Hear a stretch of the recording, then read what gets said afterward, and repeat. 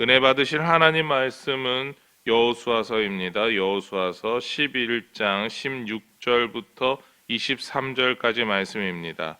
제가 가진 성경으로 구약 성경 337쪽, 338쪽 즈음에 있습니다.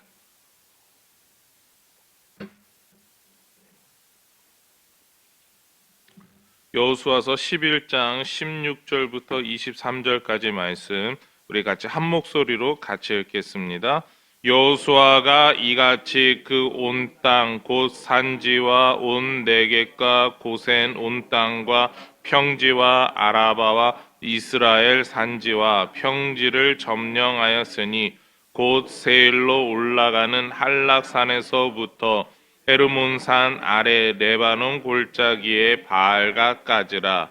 그들의 왕들을 모두 잡아 쳐 죽였으며 여호수아가 그 모든 왕들과 싸운 지가 오랫동안이라. 기브온 주민 히위 족속 외에는 이스라엘 자손과 화친한 성읍이 하나도 없고 이스라엘 자손이 싸워서 다 점령하였으니 그들의 마음이 완악하여 이스라엘을 대적하여 싸우러 온 것은 여호와께서 그리하신 것이라. 그들을 진멸하여 바치게 하여 은혜를 입지 못하게 하시고 여호와께서 모세에게 명령하신 대로 그들을 멸하려 하심이었더라. 그때에 여호수아가 가서 산지와 헤브론과 드빌과 아납과 유다 온 산지와 이스라엘의 온 산지에서 아낙 사람들을 멸절하고 그가 또 그들의 성읍들을 진멸하여 바쳤으므로 이스라엘 자손의 땅에는 아낙 사람들이 하나도 남지 아니하였고 가사와 가드와 아스도데만 남았더라. 이와 같이 여호수아가 여호와께서 모세에게 말씀하신 대로 그 온 땅을 점령하여 이스라엘 지파의 구분에 따라 기업으로 주매 그 땅에 전쟁이 그쳤더라. 아멘. 네, 우리 읽은 말씀을 통하여서 말씀하신 대로 행하니 그치다. 말씀하신 대로 행하니 그치다라는 제목으로 우리 같이 하나님 말씀 받겠습니다. 여호수아는 하나님의 말씀에 순종하여서 가나안 땅에 첫 발을 내딛었죠. 그리고 여리고성을 비롯한 여러 성을 이스라엘 백성들과 함께 싸워서 점령했습니다. 또한 그 모든 과정을 위해서 가나안의 여러 왕들과 전쟁을 벌이게 되었죠. 하나님의 말씀대로 가나안 땅을 정복하기 위해서입니다.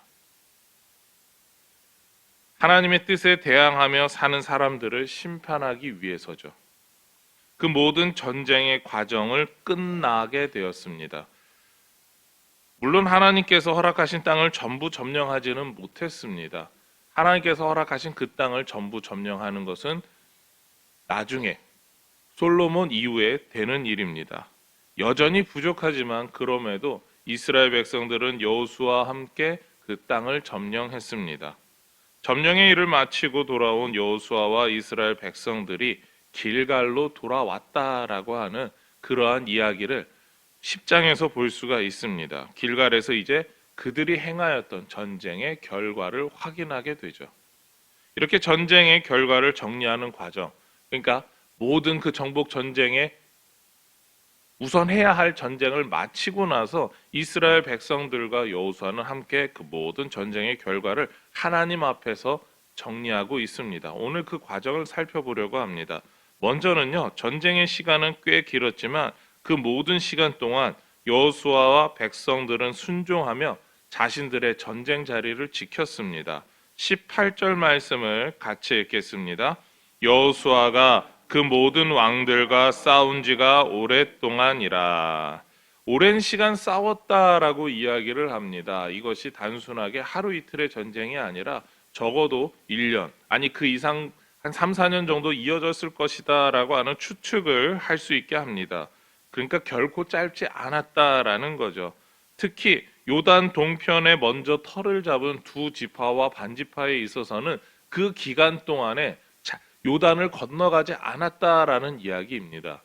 그들은 계속해서 객지에서 타지에서 가족들과 떨어져서 살면서 하나님이 우리에게 주신 이 정복 전쟁의 끝을, 그리고 모든 이스라엘 형제들과 약속한 대로 그 모든 전쟁에서 선봉을 자처하며 가장 열정적으로 최선을 다해서 싸웠습니다.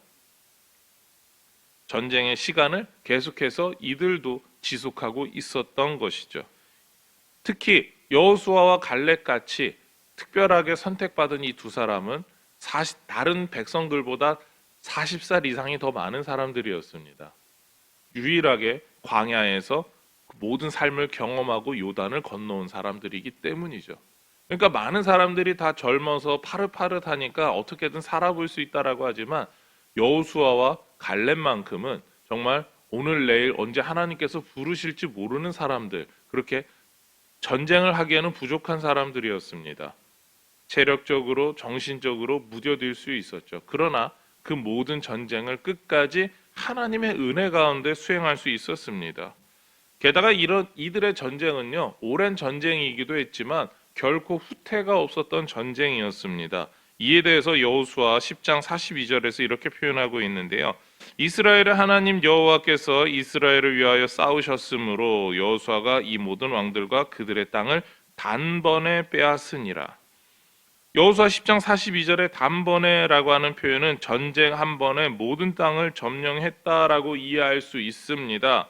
그러나 오늘 말씀까지 이어서 볼 때 하나님께서 명령하신 전쟁이 끝날 때까지 물러서지 않았다라는 이야기와 점령을 마치기까지 계속해서 전쟁을 이어갔음을 뜻합니다.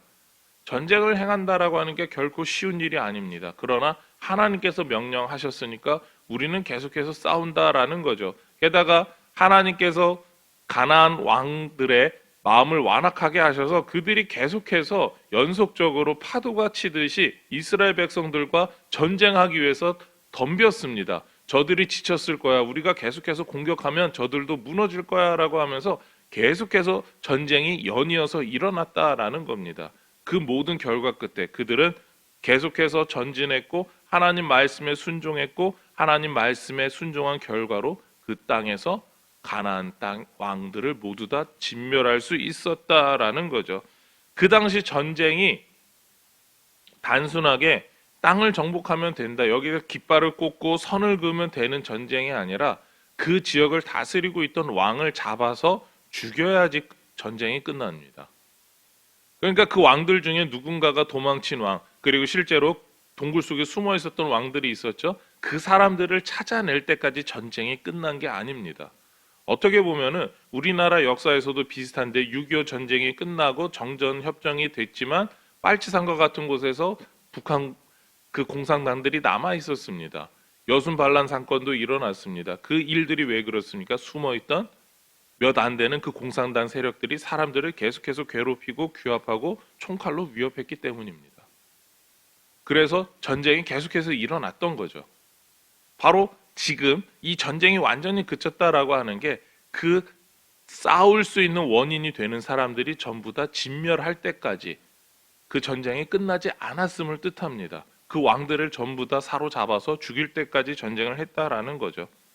이스라엘 백성들이 그 모든 긴 시간 동안에 결코 쉬운 일이 아니었을 겁니다. 동굴 속에 숨어 있고 어딘가 모르는 장소에 숨어 있을 때, 그 산속 깊은 곳에 숨어 있을 때 찾아낸다라고 하는 게 그리 만만한 일은 아니었기 때문입니다. 그런데 이들이 그렇게 전쟁을 계속했던 이유는 무엇입니까? 하나님 말씀에 순종하기 위해서입니다.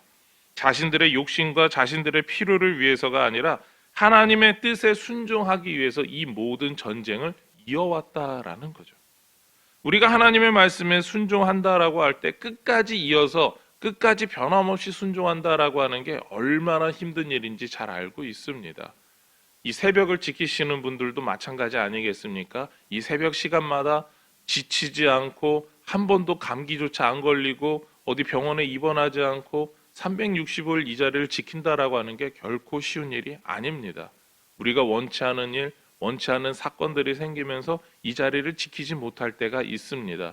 체력적으로 어느 날 갑자기 알람을 들은 것 같은데 왜 새벽 예배가 끝났을까와 같은 자조적인 그런 자신의 모습을 바라볼 때가 있지 않습니까? 그것이 바로 우리가 이 일이, 그러니까 하나님께서 우리에게 맡겨주신 일, 기도하는 일, 그리고 교회를 사랑하며 섬기는 일, 그것을 끝까지 온전히 하는 것이 얼마나 힘든지 우리는 알고 있습니다.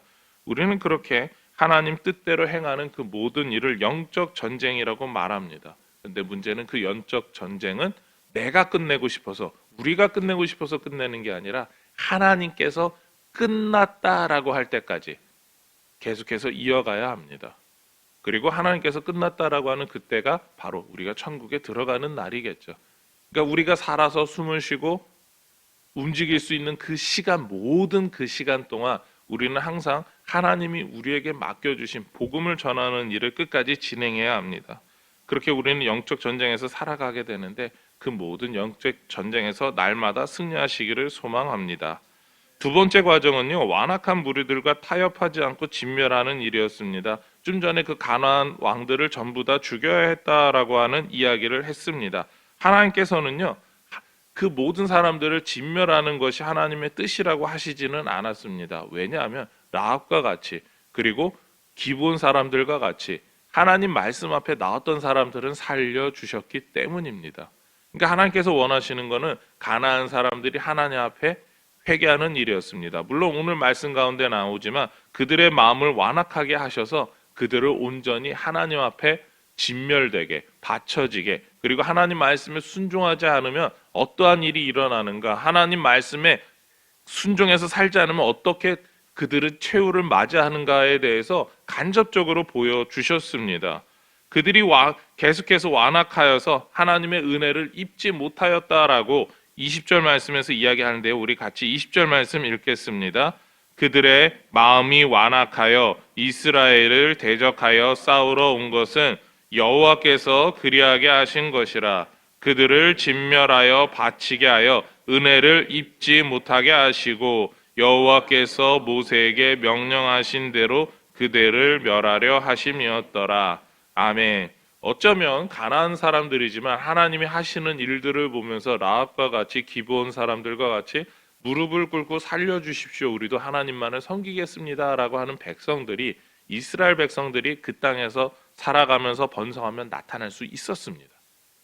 그런데 하나님께서는 하나님 말씀에 순종하지 않는 사람들에게 어떠한 심판을 내리시는가를 보여주셨습니다. 그리고 그것이 이스라엘 백성들에게도 당연히 적용되는 일이겠죠. 오늘날 우리에게도 마찬가지입니다.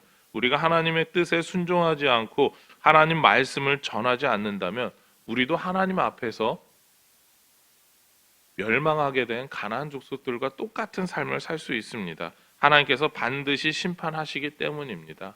오늘날 우리가 하나님 말씀 앞에서 순종하며 살아가는 것은 참으로 어렵습니다. 왜냐하면 하나님께서 진멸하셔야 되는 사람들과 성도는 오늘날 섞여서 살고 있기 때문에 그렇습니다. 알곡과 가라지가 섞여서 자라는 것처럼 우리는 세상 가운데 살아갈 수밖에 없습니다. 그들과 멀리 떨어져서 산속에서 어디 외딴 섬에서 살아갈 수 있는 삶을 하나님께서 우리에게 허락하지 않으셨습니다. 도리어 그들과 살아가면서 그들 가운데 하나님의 은혜가 무엇인지 선포하게 하셨고 하나님의 은혜를 증거하게 하셨습니다. 우리는 이것을 보통 복음을 증거하게 하셨다, 복음 안에서 살아가게 하셨다라고 이야기를 합니다.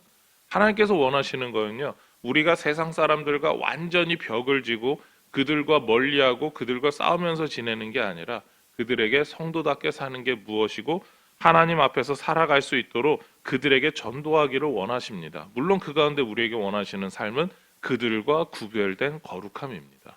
우리는 성도답게 살아가며 하나님 뜻대로 살아가야 합니다. 그런 삶이 저와 여러분 안에 있기를 소망합니다. 정복의 마지막 모습이면서 가장 중요한 것은 무엇이었을까요? 왜 하나님께서는 그들을 다 진멸하면서 정복하라고 하셨을까요?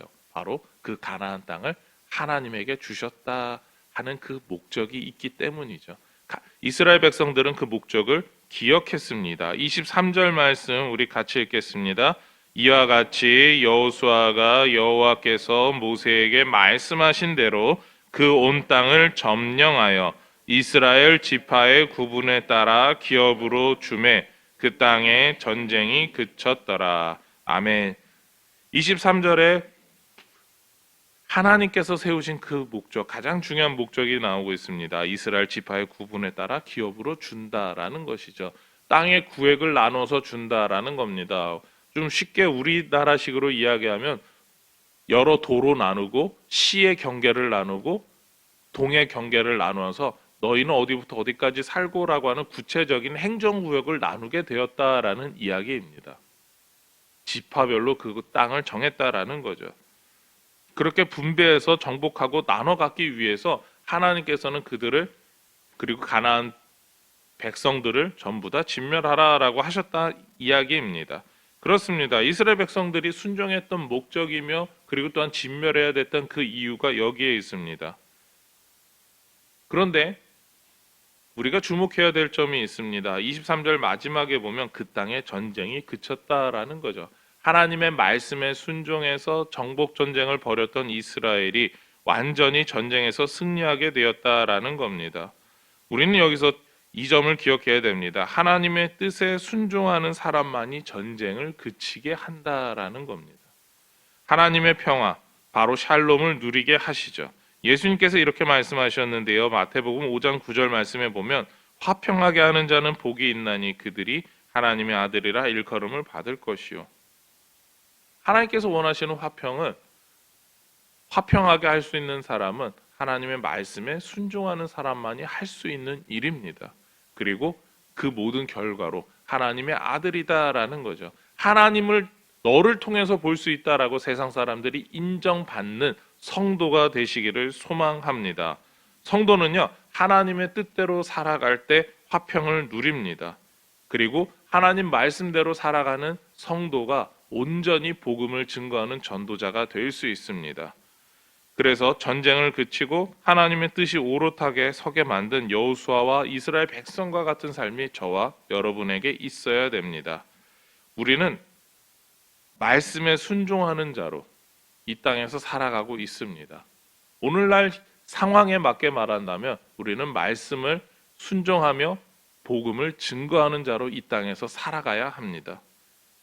우리가 복음을 예수를 통해서 이미 알고 믿고 행하고 전하는 사람들이기 때문이죠. 오늘도 복음 안에서 예수를 증거하고 선포하는 그런 저와 여러분의 삶이 되기를 소망하며 축원합니다. 기도하시겠습니다. 하나님 감사합니다. 주님께서 여호수아를 통해서 가나안 땅을 점령하게 하셨고 그리고 또한 그 땅 가운데 하나님의 목적이 무엇인지를 잊지 않게 하시면 감사합니다. 아버지 하나님, 우리 성도들이 거룩한 영적 전쟁의 삶을 살아가면서도 우리가 왜 이렇게 살아야 하는지에 대해서 잊지 않게 하여 주시옵소서. 예수를 알고 예수를 믿고 예수 안에서 행하고 예수의 뜻을 세상에 전해야 되는 그런 우리 성도의 가장 본질적인 삶을 날마다 지키며 행하게 하여 주시옵소서. 이 모든 것 예수님의 이름으로 기도드립니다. 아멘.